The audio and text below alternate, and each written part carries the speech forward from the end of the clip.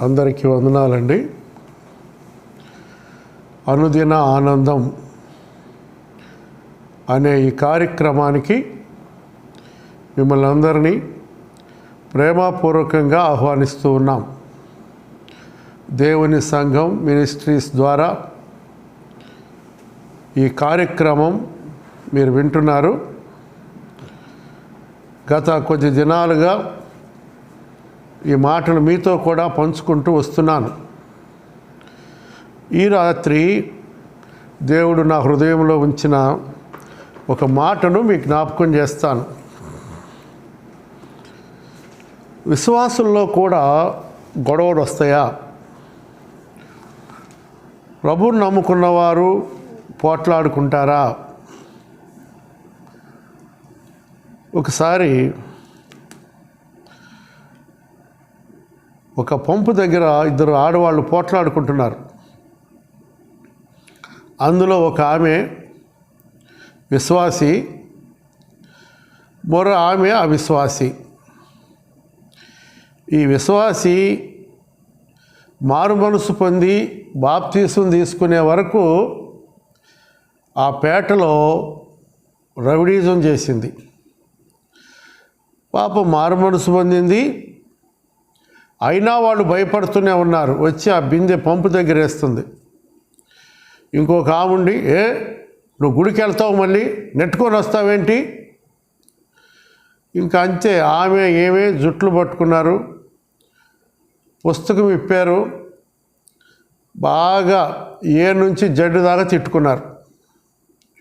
ఈ లోపల నాలాంటి అయ్యగారు అటు నుంచి నడిచి వస్తున్నారు. ఈ అమ్మగారు వాళ్ళ అయ్యగారే. ఆయన్ను చూసి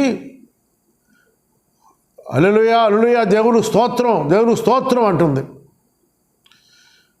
ఆ ఎదుట ఆమెకి హల్లెలూయా దేవుని స్తోత్రం ఏందో ఆమెకు అర్థం కాక, నీ అమ్మకు స్తోత్రమే, నీ అబ్బకు స్తోత్రం అంటుందంట ఆమె. అంటే అవి కూడా బూతులు అనుకుంటుంది ఏమే. జాగ్రత్తగా ఉండాలి, మన నోటిని అదుపులో పెట్టుకోవాలి. మన సమస్తాన్ని ప్రభువుకు సమర్పించుకున్నప్పుడు ఈ తొందరలు రావు. అలాగే కుటుంబాల్లో బిడ్డలకు వివాహాలు జరిగినప్పుడు ఇలాంటి పరిస్థితుల్లో ఈ తొందరలు జరుగుతుంటాయి. నేను ఈ రాత్రి ఒక కుటుంబాన్ని మీ ఎదుటికి తీసుకుని వస్తాను. అది అబ్రహాము గారి కుటుంబం. దేవుడు అబ్రహామును పిలిచారు. అబ్రహామా, నువ్వు లేచి నేను చూపించు దేశానికి వెళ్ళు అన్నాడు. ఏ దేశం అయ్యా? ఎక్కడికి వెళ్ళమంటావు? ఒక్క మాట కూడా తను అనలేదు. దేవుని మాటకు లోబడ్డాడు. లేచి ప్రయాణం చేయడానికి బయలుదేరాడు. తనతో కూడా తన అన్న కుమారుడు ఉన్నాడు, లోతు. పిల్లలు లేని వారికి ఈ బాధ బాగా తెలుసు. ఎవరు పిల్లలనైనా దగ్గరికి తీస్తారు, ఎవరితోనైనా మంచిగా ఉంటారు. అలా అలవాటు అయ్యాడేమో, వాడిని వదిలిపెట్టడం ఇష్టం లేక లోతును తీసుకొని బయలుదేరారు. ఈ ప్రయాణంలో లోతు పెద్దవాడయ్యాడు. లోతు ఆస్తి పెరిగింది, అబ్రహాము ఆస్తి కూడా పెరుగుతూ వచ్చింది. ఇద్దరికీ పనివారు ఉన్నారు, ఇద్దరికీ గొర్రెలు ఒంటెలు కూడా ఉన్నాయి. ఒక స్థలానికి వచ్చారు వాళ్ళు. వచ్చేటప్పటికి చూడండి, కొన్ని మాటలు నేను మీకు జ్ఞాపకం చేస్తాను. 13వ అధ్యాయం 6వ వచనం. వారు కలిసి నివసించుటకు ఆ ప్రదేశము చాలకపోయెను. ఎందుకనగా వారి ఆస్తి వారు కలిసి నివసించలేనంత విస్తారమై ఉండెను. కొన్నిసార్లు మనం కలిసి నివసించలేకపోవడానికి కారణం ఏంటంటే, మన పితరులు మనకు సంపాదించి ఇచ్చిన ఆస్తి. ఈ ఆస్తి గొడవల్లో ప్రాణాలు పోగొట్టుకుంటున్నారు, వేరులవుతున్నారు, కోర్టులకు ఎక్కుతున్నారు. కనుక ప్రియులారా, కలిసి నివసించలేనంత ఉన్నా దేవుని బిడ్డగా మన సహవాసం అయితే తండ్రితోనూ ఆయన కుమారుడైన యేసుక్రీస్తుతో కూడా ఉన్నది అన్న మాట ప్రకారం తల్లిదండ్రులతో కలిసి ఉండడం, అన్నదమ్ములిద్దరూ కలిసి ఉండడం మనం నేర్చుకుంటే ఎంత బాగుంటుందో. కాబట్టి వీళ్ళిద్దరూ ఏమైనా లోకస్తులా అంటే కాదు, ఇద్దరు నీతిమంతులే. అప్పుడు అబ్రహాము ఒక మాట అన్నారు. 7వ వచనం చూడండి. అప్పుడు అబ్రాము పశువుల కాపరులకును లోతు పశువుల కాపరులకును కలహము పుట్టెను. ఆ కాలమందు కనానీయులు పెరిజీలు ఆ దేశంలో కాపురం ఉన్నారు. ఆ దేశంలో లోకస్తులు, దేవుణ్ణి ఎరగిన వారు కాపురం ఉన్నారు. వాళ్ళ మధ్యలో మనం గొడవ పడితే, పోట్లాడుకుంటే, ఒకరి మీద ఒకరు పడి కరుచుకుంటే ఎంత అవమానం. ధనము శాశ్వతమా? సొలొమోను అంటాడు సామెతల్లో, ధనము శాశ్వతం కాదు, కిరీటాలు తరతరాలు ఉండవని. శాశ్వతమైనది పరలోకం. దాని కొరకు కదా నీవు నేను పిలువబడింది, దాని కొరకు కదా మన పరుగు, దానికోసమేగా ఈ బోధలు, ఈ పాటలు, ఇవన్నీ. సంఘానికి వెళ్ళేది మనం దాని కొరకేగా. సరే, అబ్రహాం ఒక మాట చెప్పారు అక్కడ, చదవండి. కాబట్టి అబ్రహాము మనము బంధువులము కనుక ఏమన్నాడు? మనము బంధువులం. నాకు నీకు నా పశువుల కాపరులకు కలహం ఉండకూడదు. ఈ దేశమంతయు నేను ఎదుటనున్నది కదా, దయచేసి నన్ను విడిచి వేరుగా నుండుము. నీవు ఎడమ తట్టుకు వెళ్ళిన ఎడల నేను కుడి తట్టుకును, నీవు కుడి తట్టునకు వెళ్ళిన ఎడల నేను ఎడమ తట్టుకును వెళ్ళుదునని లోతుతో చెప్పగా. చూడండి, ఒక బంపర్ ఆఫర్ ఇచ్చాడు అబ్రహాం. అబ్బాయి, నువ్వు కూడా పెద్దోడు అయిపోయావు నాయనా, ఆస్తి నీది అనే సంగతి నీకు అర్థమైంది. ఓ పని చేస్తావా? నువ్వు కుడి తట్టుకెళ్తే నేను ఎడమ తట్టుకెళ్తా, నువ్వు ముందుకెళ్తే నేను వెనక్కి వెళ్తా, ఎటు వెళ్తావో చూడు అన్నాడు. ఇక్కడ రాస్తాడు, లోతట కన్నులెత్తి యొర్దాను ప్రాంతం అంతటినీ చూచెను. అది యొర్దాను నది, పచ్చని పైర్లు పండే స్థలాలు అక్కడ ఉన్నాయి. లోతట్టు ప్రాంతం అదంతా చూశాడట లోతు. మరి అబ్రహాముల గురించి మనం ఏం చెప్పుకుందామంటే, ఎబ్రీ పత్రిక రాస్తాడు, అబ్రహాము పునాదులు కలిగిన పట్టణం కొరకు ఎదురు చూస్తుండెను. వింటున్న ప్రియ కుటుంబీకులారా, సంఘమా, శాశ్వతమైంది ఏది అంటే నీకు నాకు పునాదులు కలిగిన పట్టణం. రక్షించబడతాం, ఆరాధన చేస్తాం, బలలో పాలు పంపులు పొందుతాం, కానుకలు కూడా ఇస్తాం. మరి ఎందుకో ఈ ఈర్ష్య మనిషిలో ప్రారంభమవుద్ది. కొన్నిసార్లు సంఘములో గొడవ వస్తుంది. వాయిద్యాలు వాయించే దగ్గర మనసు మర్దనలు వస్తాయి, బోధ దగ్గర మనసు మర్దనలు వస్తాయి, పాటలు పాడేవారికి మనసు మర్దనలు వస్తాయి. ఇక్కడ ఎవరో ఒకరు గెలవాలి, కానీ ఇద్దరు కరుసుకోకూడదు. నేను పాటలు పాడేవాడిని, నా ప్రక్కన శ్రేష్ఠుడైన అన్న ఒక ఆయన ఉండేవారు. ఆయన మంచిగా పాడతారు, నేను అదే రోజుల్లో పాడుతున్నాను. ఒకే మైకు, ఇద్దరు నిలబడాలి.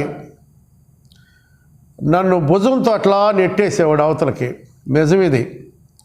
నేను చూస్తుండేవాడిని, ఇంత సీనియర్ కదా ఈయన, క్రొత్తగా వచ్చిన వాడిని నన్ను ప్రోత్సహించాలి కానీ నెట్టేస్తాడేంటి అనుకునేవాడిని.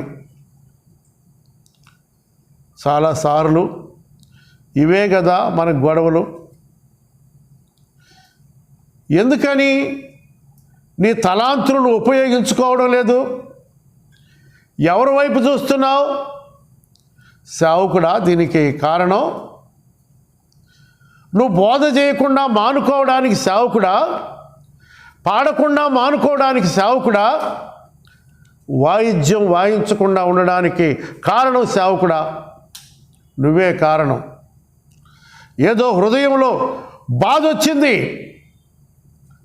ఏది వచ్చినా అబ్రహాముకున్న మనసు నీకు నాకు ఉంటే ఎంత బాగుండునో. ప్రియులారా, చాలాసార్లు మనం ప్రయాణం చేస్తుంటాం, విశ్వాసులమే ప్రయాణం చేస్తున్నప్పుడు రైల్లోనో బస్సులోనో ఎక్కి ఆ కర్చీఫ్ వేస్తుంటాం. ఆ బస్సు ఎక్కిన వాళ్ళు మనకన్నా గొప్పవాళ్ళు. వాళ్ళు ఏమనుకుంటారంటే, ఎవడో కర్చీఫ్ వేస్తే మేము ముందు వచ్చామని దాన్ని తీసి కింద పడేసి వాళ్ళు కూర్చుంటారు. ఈ కర్చీఫ్ వేసిన వ్యక్తి లోనికి వచ్చి అంటాడు, ఏయ్ లే, నేను ముందు కర్చీఫ్ వేసాను అంటాడు. ఇక్కడ గొడవ పెరుగుద్ది. కనుక లోతు దగ్గర, అబ్రహాము దగ్గర మనం ఏమి నేర్చుకోవాలి అంటే, లోతు చిన్నోడు కనుక లోతే దగ్గరకు వచ్చి, చిన్నానా క్షమించండి, నా వల్లే ఇదంతా వచ్చింది, నేను ఈ పని వారిని గద్దించుంటే ఈ స్థితి రాకపోవును, ఆ పనివాడు ఎవడో కనుక్కొని వాడిని ఉద్యోగం నుంచి తొలగిస్తాను పెదనాయన చిన్నానా అని ఉంటే అసలు ఈ గొడవ ఉండేదే కాదు.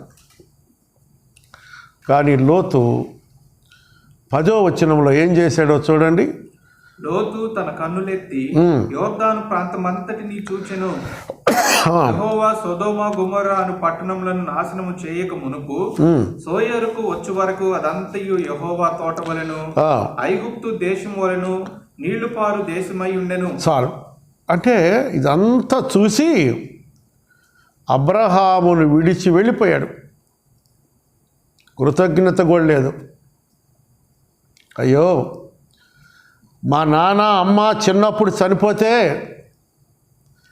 మా పెదనాయన నన్ను పెంచాడు, ఎంత చేశాడు, నాకు ఆస్తినిచ్చాడు, గొర్రెలనిచ్చాడు, గొడ్లనిచ్చాడు, ఇంత చేశాడని ఏడ్చి కాళ్ళు పట్టుకొనైనా నేను వెళ్ళను, నీతోనే ఉంటాను అని అనాలి. అయితే లోతు వెళ్ళడం దేవుని చిత్తం. లోతుంటే ఇంకా అనార్థాలు వస్తాయి. కానీ నేను మన వైపుగా ఈ మాట చెప్తున్నాను.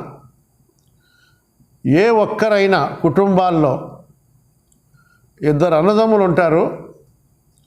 ఒకడికి పెళ్ళైనప్పుడు బాగుంటారు సంతోషంగా, రెండో వాడికి పెళ్ళైనప్పుడే వస్తుంది అనార్థం.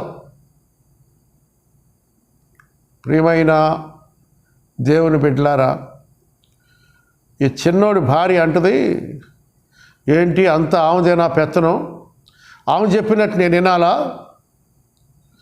వీడికి ఏం చెప్పాలో అర్థం కాదు. అనయ్య ఏంట్రా వదిన ఇట్లా అంటుందంట, ఒరే వదినే కదరా, వాళ్ళిద్దరు ఆడవాళ్ళని కలిసి ఉండమని చెప్పండి రా. వినరు. ఆ కారణాన ఆ తల్లిదండ్రులు ఏం చేస్తారంటే, మీరు వేరుగా వెళ్ళండి రా. అబ్బా, ఇప్పుడు వాళ్ళకి ఎంత సంతోషమో వేరుగా వెళ్ళడం అంటే. జాగ్రత్త, వేరుండగోరు వాడు స్వేచ్ఛానుసారుడు, స్వేచ్ఛగా జీవించటానికి అది. అలా కాదు. అబ్రహాములో ఉంటే భయం ఉంటుంది, తండ్రి ఇంటిలో ఉంటే భయం ఉంటుంది, బయటికి వెళ్ళినాక భయం ఉండదు. భలే ప్రాధేయపడ్డాడు కూడా అబ్రహాం. నాయన, మనం ఎక్కడున్నామంటే మనం ఉన్న ప్రాంతంలో పెరిజ్జీయులు ఉన్నారు, కనానీయులు ఉన్నారయ్యా, వారి మధ్య మనం తేలికవుతామయ్యా, ఏమైనా సరే. వెళ్ళిపోయాడు, ఆయన్ని విడిచి వెళ్ళిపోయాడు.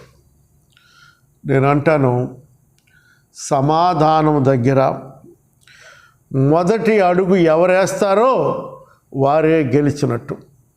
సరేలే, క్షమించండి అనండి, ఏమవుద్ది, మన బంగారం ఏం పోద్ది? అబ్రహాము చూస్తూ ఉన్నాడు. లోతు పనివారు అవన్నీ తీసుకొని వెళ్ళిపోయారు. అబ్రహాము కుటుంబ కలహం దగ్గర అబ్రహామే గెలిచాడు. ప్రియమైన విశ్వాసులారా, దేవుని బిడ్డలారా, ఎంతకాలం నుండి విశ్వాసులుగా ఉంటున్నాం? ఎంతకాలంగా రక్షణ పొంది సంఘంలో ఉన్నావు? ఎంతకాలంగా సేవ చేస్తున్నావు సోదరుడా? ఒక మాట నేను విన్నాను ఈ మధ్య. ఒక ఊరిలో మా సహోదరుడు ఒక ఆయన సబ్ ఇన్స్పెక్టర్గా పనిచేస్తున్నాడు. నేను అన్నాను, పలానా సంఘానికి వెళ్ళండి అని చెప్పాను. ఆయన నాతో అన్నారు, ఆ ఇంట్లో చాలా గొడవలు ఉన్నాయి అన్నయ్య. వాళ్ళ పాప భర్త దగ్గర నుండి వచ్చేసింది. ఇప్పుడు వాళ్ళిద్దరూ సంఘంలో తలెత్తుకోలేకపోతున్నారు.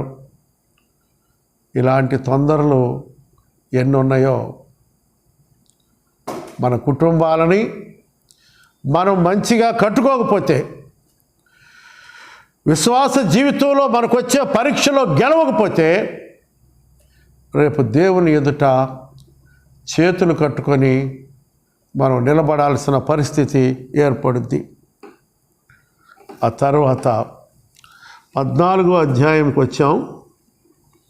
రాగానే 11వ వచనం, 14వ అధ్యాయం 11వ వచనం. అప్పుడు వారు సొదొమ గొమొర్రాల ఆస్తి యావత్తును వారి భోజన పదార్థములన్నీ పట్టుకొని పోయిరి.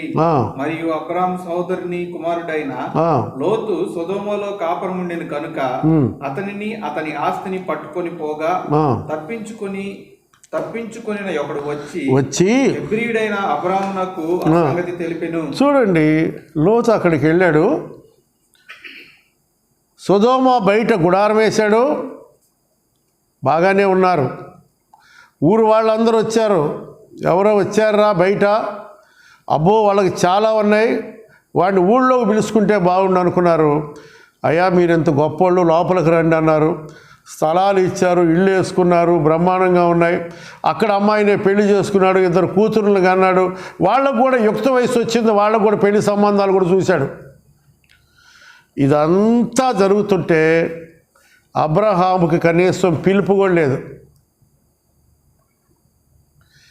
అబ్రహాముని జ్ఞాపకం చేసుకున్నది కూడా లేదు. చాలాసార్లు, అయ్యా అమ్మనే నాన్న వదిలి బయటికి వెళ్ళావుగా, ఎప్పుడన్నా జ్ఞాపకం చేసుకున్నావా? చాలామంది కుటుంబాల్లో బయటికి వెళ్ళిన తర్వాత ఎవరు జ్ఞాపకానికి రారు.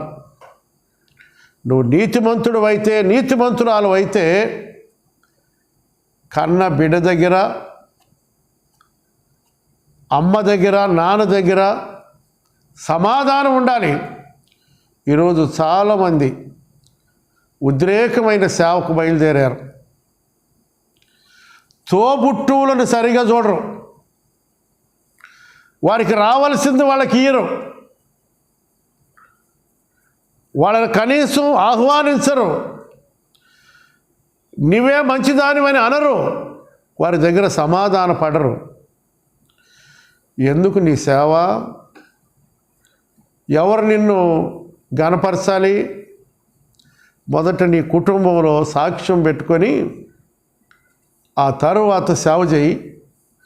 దేవుడు అద్భుతంగా నిన్ను దీవిస్తాడు. కనుక అట్లాగా ఆయన లోపలికి వెళ్ళిపోయాడు. శత్రువులు వచ్చారు, మొత్తం తీసుకొని వెళ్ళిపోయారు. ఎవరో ఒక అతను వచ్చి అన్నాడు, అబ్రహాం గారు మీ తమ్ముడు అనుకుంటాను కదా, లోతు కొడుక, సరే ఎవరైతే నాకేం కానీ, మొన్న శత్రువులు ఎవరో వచ్చారు, సొదొమ గొమొర్రా మీద పడ్డారు, మీ వాడి ఆస్తిపాస్తులన్నీ దోసుకెళ్ళిపోయారయ్యా అన్నారు. కోపం వచ్చింది అబ్రహాంకి. మనమైతే ఏమంటాం? ఊరికే ఆలోచించండి మీరు. నిన్ను కాదని వాడి ఆస్తి వాడు పంచుకొని వెళ్ళిపోయి ఆస్తి అంతా పోగొట్టుకున్నాడు. నువ్వైతే ఏమంటావు? ఏం బ్రదరు చూసావా, మనల్ని కాదని పోతే ఇంతే, మొత్తం తీసుకెళ్ళిపోయారంట. ఇలాగే జరగాల. ఈ అన్న ఆయన భార్య వచ్చినట్టు పోయిందా ఇట్లా జరగాల. విశ్వాసులమేనా? ప్రభువుని నమ్ముకున్నావా? ఆయనతో సహవాసం చేస్తున్నావా? ఆయన సన్నిధిలో గడుపుతున్నావా? ఆయన వలె శ్రమైనా, కష్టమైనా, నష్టమైనా దీనుడు అవ్వడానికి ఇష్టపడుతున్నావా? జాగ్రత్త సుమ. ఎదటి వారి మేలును మనం కోరుకోవాలి. ఎదటి వారి ఆనందాన్ని మనం చూసి సంతోషించాలి. కానీ అబ్రహాము ఎంత బాధపడ్డాడో లోపల. తను ఏం చేశాడంటే చూడండి, 14వ వచనం. అబ్రాము తన తమ్ముడు చెరపట్టబడినని విని తన ఇంట పుట్టి అలవరచబడిన 318 మణిగండుని గంట పెట్టుకొని తాను మట్టుకు ఆ రాజులను తరిమెను. చూడండి, 318 మందినట తన ఇంట పుట్టినటువంటి వాళ్ళు, తన ఇంట పనిచేసే వారి పిల్లలకు యుద్ధాన్ని నేర్పాడు. కనీసం మన వాక్యం అన్న నేర్పాలా? సాతాను మీద యుద్ధం చేయడానికి మన ఇంట పుట్టిన పిల్లలకు వాక్యం అయినా నేర్పాలా? ప్రార్థన అయినా నేర్పాలా? వాళ్ళందరూ యుద్ధం. అబ్రహాము యుద్ధవీరుడు. 318 మందిని తీసుకెళ్ళి ఆ రాజులందరినీ తరిమేశాడట. తిరిగి వచ్చాడు, ఆస్తి అంతా వాళ్ళకి అప్పగించాడు. నేను అనుకుంటానండి,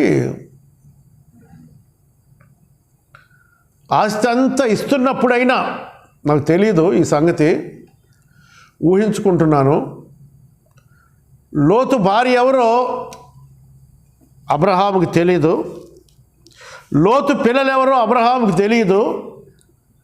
వచ్చి లోతు ఆస్తి అంతా ఇస్తున్నప్పుడు ఆ భార్య ఏనేనండి, మా మామయ్య గారు ఏనేనా అని అడగాల. పిల్లలు వచ్చి తాతయ్య ఏనేనా అని అడగాల. అప్పుడు నువ్వు చెప్పావు కదా ఏనేనా అని అనాలి. ఆ ఇంట్లో ఆడవాళ్ళకి అది కూడా లేదు. ఆస్తి అంతా తెచ్చిచ్చినప్పుడైనా ఇదా పరిస్థితి అని అనగలగాల. దేవుని బిడ్డలారా, ఆస్తి అంతా తెచ్చి సొదొమ రాజు దగ్గర పెట్టి లోతు ఆస్తి లోతుకు అప్పగిస్తే సొదొమ రాజు అన్నాడు, నా జనులను నాకు అప్పగించి ఆస్తి నువ్వే తీసుకో అన్నాడు. ఎంత నీతిమంతుడంటే అబ్రహాము, నీ వాటిలో నూలు పోగైనను చెప్పుల వారైనను నాకు అవసరం లేదన్నాడు. కారణం ఏంటంటే ఆ యుద్ధంలో చొక్కా చినిగిపోయి ఉండొచ్చు, చెప్పులు తెగిపోయి ఉండొచ్చు, నాకు అవేమీ అవసరం లేదు అని వాటిని పెంటతో సమానంగా ఎంచి ఎవరి వాళ్ళకి ఇచ్చేసి తిరిగి వచ్చాడు. ఎవరి ఆస్తి మనకు కలిసి రావాలని మనం కోరుకోవద్దు. దేవుడు నిన్ను అద్భుతంగా జీవించాలి. ప్రియమైన దేవుని బిడ్డలారా, తరువాత చూడండి, ఇక్కడ అంటాడు, నేను చెప్పానుగా అతని గతి ఏమైందోనని. గలతీ పత్రిక 6వ అధ్యాయం 1వ వచనం. గలతీ పత్రిక 6వ అధ్యాయం 1వ వచనం. సహోదరులారా, ఒకడు ఏ తప్పిదములోనైనను చిక్కుకొనిన ఎడల ఆత్మ సంబంధులైన మీలో ప్రతివాడు తానును శోధింపబడుదునేమో అని తన విషయమై చూచుకొనుచు సాత్వికమైన మనసుతో అట్టి వారిని మంచి దారికి తీసుకురావాలి. ఈయన అన్నాడు, మనం కూడా శోధించబడతామేమోనని మంచిగా మాట్లాడాలి. ఒక విశ్వాసి తప్పిపోయినప్పుడు తను మంచిగా దారిలోకి తీసుకురావాలి మీరు అని చెప్పాడు. కనుక 318 మందితో వెళ్ళి రాజులను జయించి తన కుటుంబాన్ని తనకు అప్పగించాడు. ఇక్కడ అబ్రహామే గెలిచాడు. నువ్వు ఎటు వెళ్తావో వెళ్ళు అన్న దగ్గర అబ్రహాం గెలిచాడు. తమ్ముని సొత్తంతా కొల్లబోయిందని తెలిసి యుద్ధం చేసి తీసుకొచ్చి ఇచ్చే దగ్గర కూడా అబ్రహామే గెలిచాడు. ఆదికాండం 15వ అధ్యాయం 3వ మాట 5వ వచనం. మరియు ఆయన వెలుపలికి అతన్ని తీసుకొని వచ్చి, నీవు ఆకాశం వైపు తేరి చూచి నక్షత్రములను లెక్కించుటకు నీ చేతనైతే లెక్కించుమని చెప్పి నీ సంతానము అలాగగునని చెప్పెను.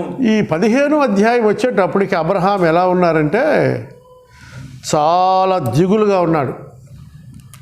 దాదాపు 25 ఏళ్ళు అయింది దేవుని వాగ్దానం పొంది, ఎప్పటికి బిడ్డలు లేరు. 15వ అధ్యాయంలో బాధపడతా ఉన్నాడు.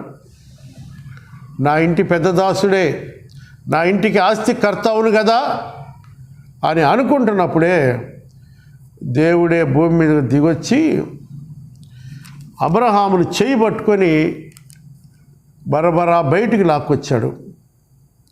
ఏం అబ్రహాం, నేనేమన్నా శక్తిహీనుడిని అనుకున్నావా?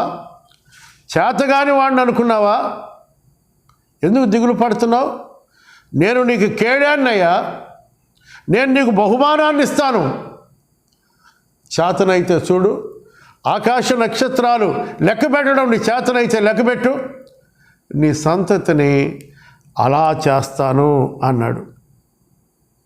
అన్న తర్వాత 6వ వచనం వచ్చేటప్పటికి అతడు యెహోవాను నమ్మెను, ఆయన అది అతనికి నీతిగా ఎంచబడెను.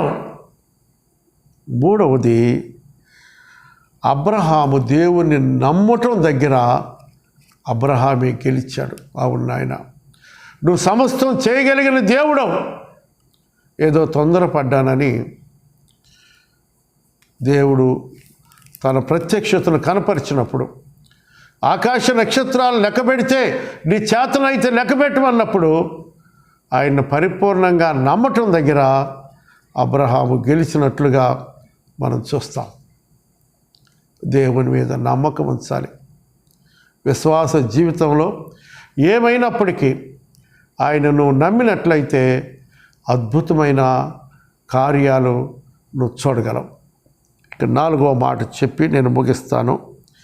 ఆదికాండం 18వ అధ్యాయం 20వ వచనం. మరియు యెహోవా సొదొమ గొమొర్రాలను గూర్చిన మొర గొప్పది కనుకను వాటి పాపము బహుభారమైనది కనుకను నేను దిగిపోయి నా యొద్దకు వచ్చిన చొప్పుననే వారు సంపూర్ణంగా చేసిరో లేదో చూచెదను. చూడండి, 18వ అధ్యాయం వచ్చేటప్పటికి 90 సంవత్సరాలు శారమ్మకి, 99 సంవత్సరాలు అబ్రహాం గారికి ఉన్నాయి. అంత వృద్ధురాలు ఇంట్లో ఏం చేస్తారు మీరు చూడండి. కొన్ని ఇళ్ళకి లేకపోతే పల్లెటూర్లకు వెళ్ళి చూస్తే ముసలోళ్ళు అసలు కూర్చోరు ఇళ్ళల్లో. ఆ పుల్ల అటేస్తుంటారు, ఈ పుల్ల ఇటేస్తుంటారు. ఆ పేడకడి తెచ్చి ఆడేస్తారు. ఏదో ఇంకా చేయాలనే పని మీదే ఉంటారు. కొంతమంది అయితే ఆ తినేది ఇంటికి అట్లా కాపలా, పిల్లలు ఇంట్లో ఉంటే అందరూ ఉండగా ఆ ముసలమ్మ అట్లా కాపలా కాసుకుంటా అవతల పోవంట, ఏదో ఒకటి ఎండబెట్టినట్టుని చూసుకుంటా ఇట్లా ఉంటారు. ఇక్కడ అబ్రహామును మనం చూస్తే గుడారపు వాకిటిలో అబ్రహాము కూర్చొని ఉండగా యెహోవా అతనికి ప్రత్యక్షమాయెను.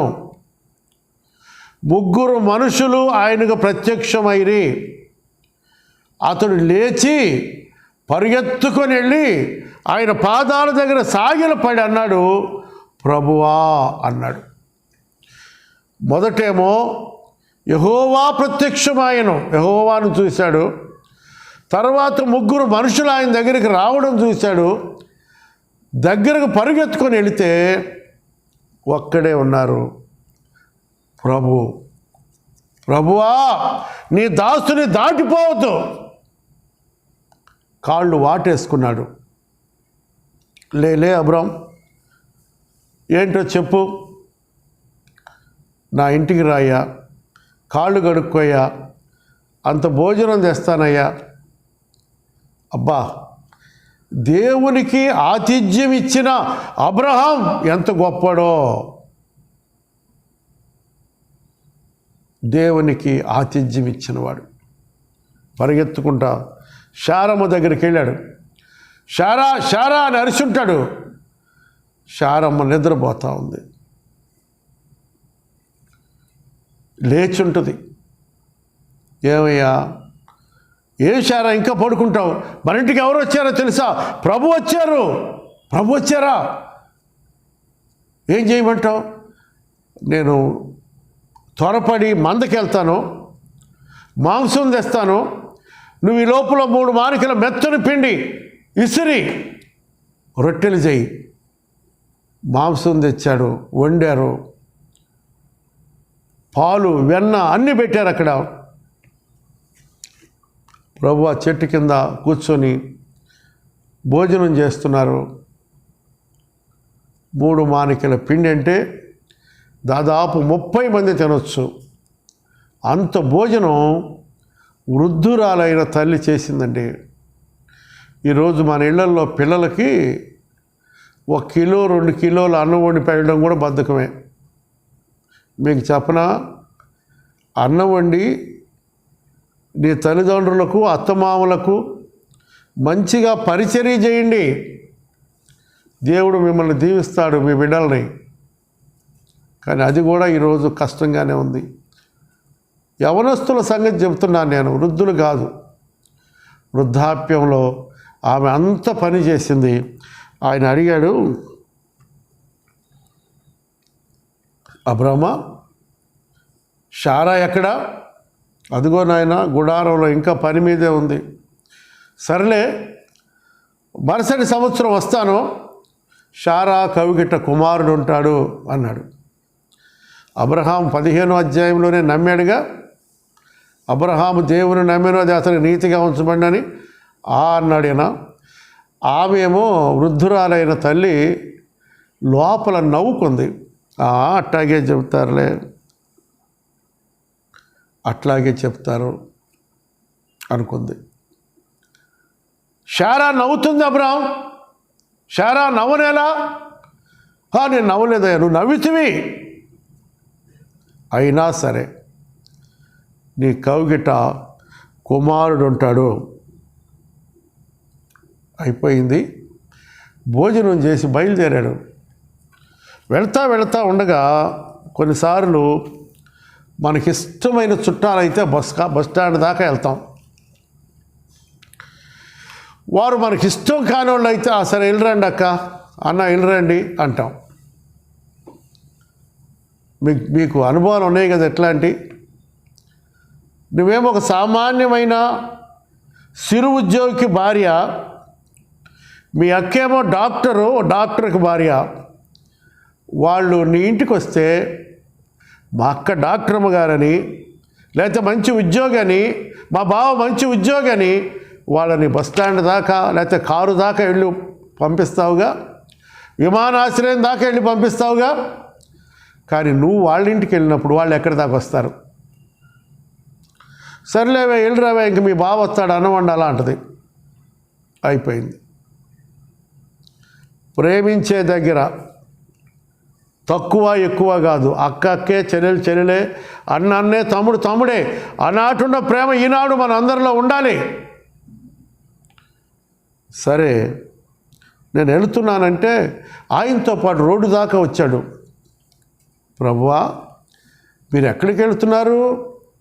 ఒరే అబ్రహాం, నీకు చెప్పలేదు కదా, నేను చేయబో కార్యము అబ్రహాముకు దాచెదనా అని సొదొమ గొమొర్రాలను గురించిన మొర నా ఎద్దుకు వచ్చిందయ్యా.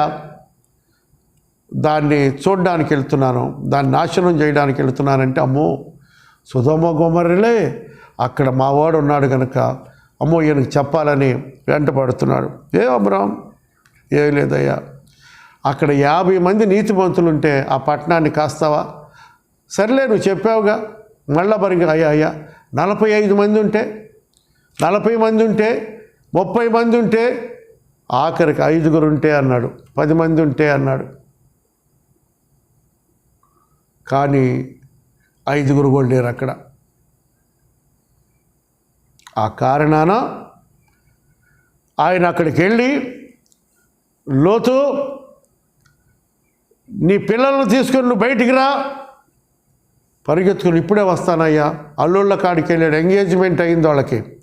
అల్లుళ్ళ కాడికి వెళ్ళి, అల్లుళ్ళారా, దేవుడు ఈ పట్టణాన్ని నాశనం చేయబోతున్నాడు, రండి, ఈ చోటు వదిలిపెట్టి రండి అంటే, లోతు వారిని ఎగతాళి చేసినట్లుగా కనపడింది. వారు ఆయనకి ఎగతాళి చేశారు. దేవుడు లోతు భార్యను పిల్లలను చేతపట్టుకొని సొదొమ బయటికి తీసుకొచ్చాడు. కానీ లోతు భార్య వెనక్కి తిరిగి చూసి ఉప్పు స్తంభం అయినట్లు మనం చూస్తాం. ఎంత ప్రేమ కలిగిన వాడంటే, మనం అడిగింది ఏది ఆయన చేయకుండా ఉండడు. ఇక్కడ అబ్రహాము యొక్క విజ్ఞాపన విన్న దేవుడు. 4వది, లోతును అతని కుటుంబాన్ని బయటికి లాక్కొచ్చాడు. ఈ పరీక్షలన్నిటిలో కూడా అబ్రహాము గెలిచినట్టే. లోతు వేరయ్యే దగ్గర తను గెలిచాడు. తను శత్రురాజులను ఓడించి తిరిగి తన తమ్ముడిని ప్రేమించి తన ఆస్తి ఇచ్చే దగ్గర అబ్రహాము గెలిచాడు. తరువాత 15వ అధ్యాయంలో దేవుణ్ణి పరిపూర్ణంగా నమ్మిన దగ్గర అబ్రహామే గెలిచాడు. రక్త సంబంధికుల కొరకు ప్రార్థన చేసే దగ్గర అబ్రహామే గెలిచాడు. నువ్వు గెలుస్తున్నావా, ఓడిపోతున్నావా? ఈ రాత్రి విశ్వాస జీవితంలో పరీక్షలు వస్తాయి. వీటి దగ్గర నీవైనా నేనైనా వివేకం కలిగి మనం నడుచుకుంటే మన కుటుంబాలు, మన సంఘాలు అద్భుతంగా ఉంటాయి. అట్టి కృప దేవుడు మీకు అనుగ్రహించునుగాక. అందరికీ వందనాలు. ప్రేమ కలిగిన తండ్రి, విశ్వాస జీవితంలో అనేకమైన పరీక్షలు మా మీద వస్తున్నప్పుడు మీరు నమ్మదగిన దేవుడు కనుక మా పట్ల కృప చూపిస్తూ వచ్చారు. అబ్రహాము గారిని బయటకు తీసుకొచ్చావు. ఎంత మంచి సాక్ష్యం కలిగిన వాడు. ఆయన పిల్లలమైన మేము అలా నడుచుకోవడం కొరకు సహాయం చేయి. యేసు నామమున ప్రార్థిస్తున్నాము తండ్రి, ఆమేన్. అందరికీ వందనాలండి. రేపు ప్రభుదినం. విజయవాడ చర్చిలో ఆరాధన ఉండదు, లైవ్లోనే వాక్యం చెప్తాను. ఉండవల్లి రామవరపాడు చర్చెస్లో ఉదయకాల ఆరాధన ఉంటుంది. కొద్దిమంది కనుక అక్కడకు తప్పకుండా వెళ్ళాలి. జక్కంపూడిలో కూడా ఉంటుంది, అక్కడికి సహోదరుడు గౌరీ వెళతాడు. ఉండవల్లిలో మా ప్రియ సోదరుడు జోషి గారు ఉంటారు. నేను సమయానికి వారిని కలుసుకుంటాను. రామవరపాడు సంఘానికి నేనే వెళతాను. దయతో జ్ఞాపకం చేసుకొని మీరు 10 గంటలకి లైవ్లో వాక్యాన్ని వీక్షించండి. మీ అందరికీ వందనాలు.